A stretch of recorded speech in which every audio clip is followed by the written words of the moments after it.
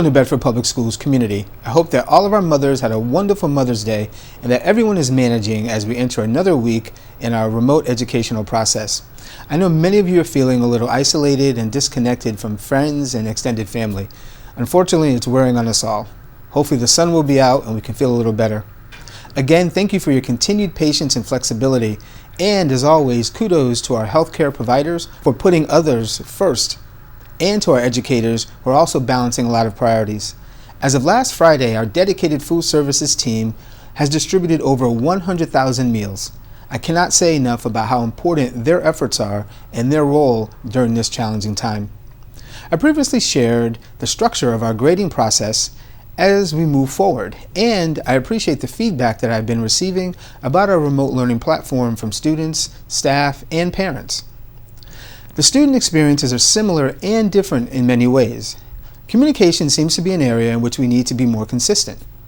However, please remember that the 3 to 4 hour remote learning day cannot and is not expected to take place of the traditional full day of school. As we move into this next phase and the remaining weeks of school, I want to ensure that we are supporting the social-emotional needs so more students are consistently engaged in meaningful and productive activities. Our instructional structure is a combination of teacher-led and student self-directed.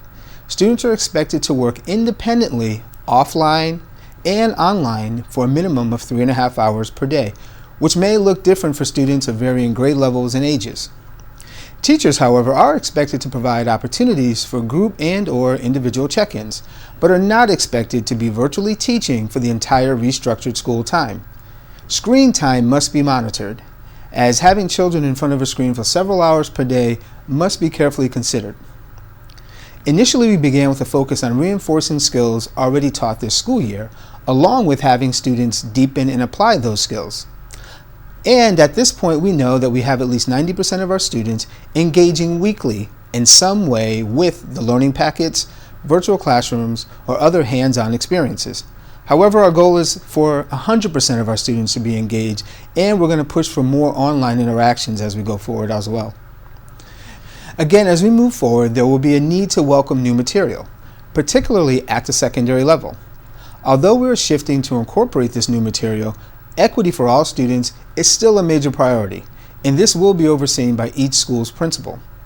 I know that equity remains a concern, and we will be mindful that the individual student-teacher experience, which varies depending upon the student's age, individual and family needs, and access and capacity for remote learning.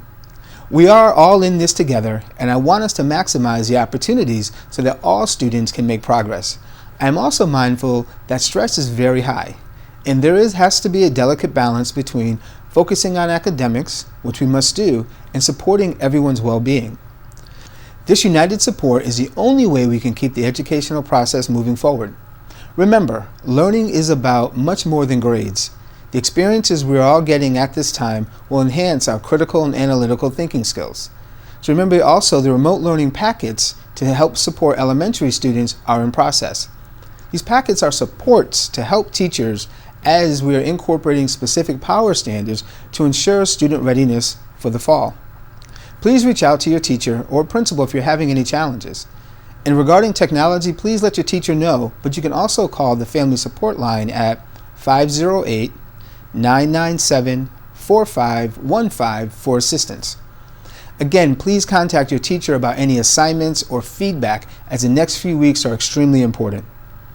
Also, from the athletics side, any 8th grader planning to attend New Bedford High School next year who is interested in participating in athletics, please email our athletic director, Mr. Tom Tarpey, at ttarpey@newbedfordschools.org.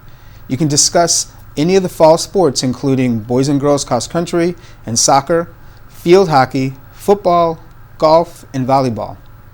And again, parents, just a reminder that all nurses have scheduled to be available on May 12th and May 20th for parents to come pick up any student medication. If you have not made an appointment, please call your school so you can schedule a time. Also, elementary report cards for all students will be mailed on Friday, May 15th, along with progress reports for any students with IEPs. We're also still working with Comcast to support any of our students and their families who are in need of internet access. Please again call our family support line Monday through Friday between 8 a.m. and 4 p.m. with any questions that you might have. In the coming weeks, we'll be sharing more details around how the items that were left in schools will be collected, including classrooms, information that were left in desks and lockers. So again, remember to get counted. Visit my2020census.gov. The information is secure and confidential. The needed services depend on your input, so you have the power to make a difference. Also, please continue to visit our website, newbedfordschools.org, and check us out on Twitter to make sure that you're staying updated. And again, use our family support line if you have any questions that you've had any challenges getting answers to. So please stay safe and think of others during this time. All the best, and see you next week.